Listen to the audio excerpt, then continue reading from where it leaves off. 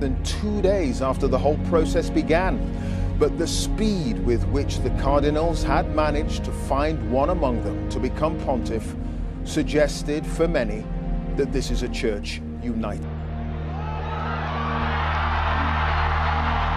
The white smoke that turned a serene May evening into a moment of history and high drama. The excitement transmitting itself through the thousands who'd gathered in St. Peter's Square. The few had predicted a result would come quite so soon.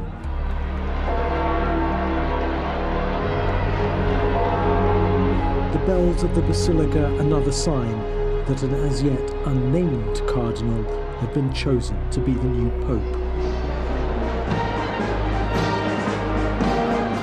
From all over Rome, tens of thousands now poured into the square. Marching bands had been poised to join them. Though the focal point was the Vatican, there was a sense this was an international occasion. May he be the best pope with all the love we're bringing him. We want a renewal, a new church, and that is what we'll have. Well, it's a bit of stability, hopefully, for the church.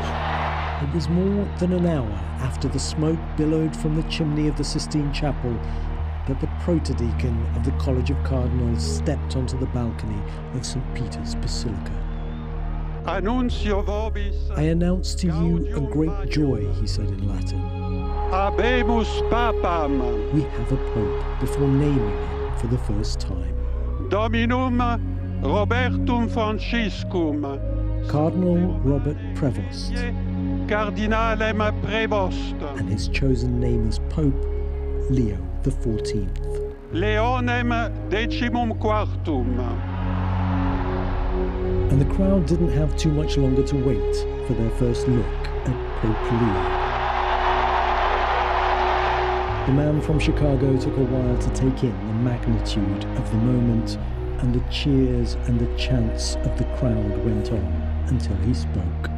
La pace sia con tutti voi. Peace be with you, he started in Italian. Anch'io vorrei che questo saluto. I'd like this greeting of peace to enter your hearts, he said, to all peoples, to all the earth.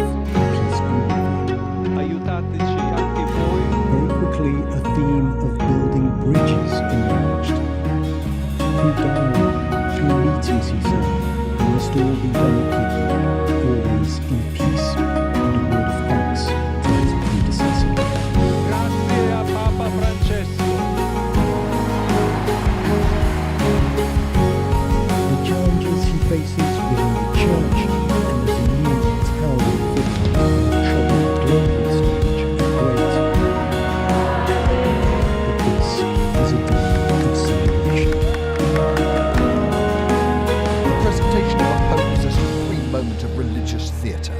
Pope Leo XIV was centre stage to tell the world, "This is who I am." His predecessor, Pope Francis, in 2013, wore a plain white cassock, eschewing the traditional grandeur of the church.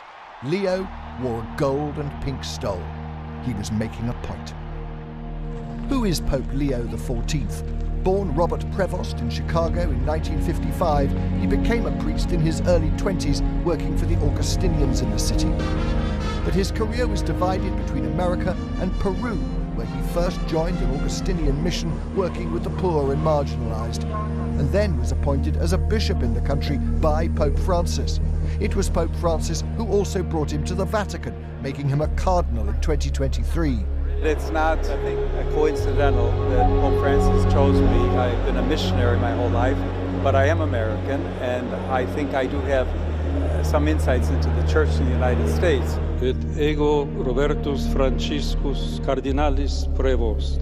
Insight is undoubtedly one of the qualities the cardinals will value. He has a reputation as both a deeply spiritual person, but also a practical manager, skills that will be vital for a pope looking, as he said in his speech, to build bridges and unify.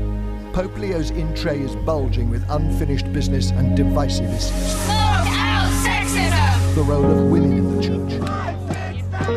The question of gay Catholics.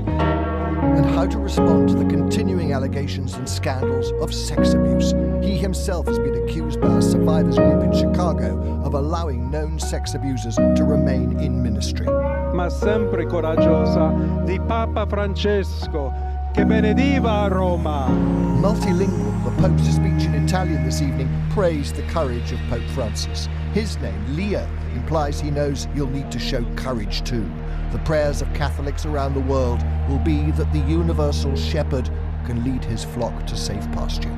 Mark Easton, BBC News. In St. Peter's Square.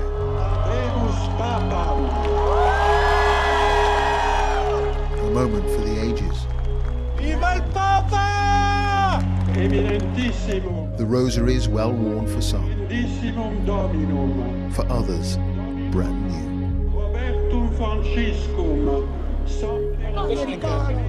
In the crowd, Father Jayanth Shrayan from India. He's studying in Rome. We have a pope from America. We have a papa. We have our father. That's enough. And for those from the United States, a sense of pride as well as joy. How will he govern, and what will the priorities be for this first US pontiff? All that's for another time. For now, his fellow countrymen savor the moment. What do you think he is going to bring to the role? I think just the love and showing that he has love for everyone, and just like all popes, they bring that compassion to people, and I think he'll bring that. And we're just excited. Politically, America has had an outsized voice on the global stage for close to 100 years. Now there's a more humble, perhaps quieter, could be just as influential.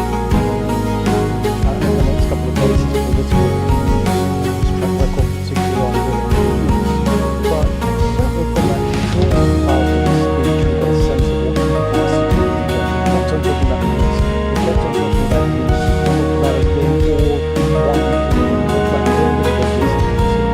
Clearly building on the work that Pope Francis was trying to do. And you know, the voting cardinals, before they went into conclave, one of the last things they heard from their seniors, from the elder cardinals, was that they had to find a man who could deal not just with the challenges of the church, but that humanity was facing today.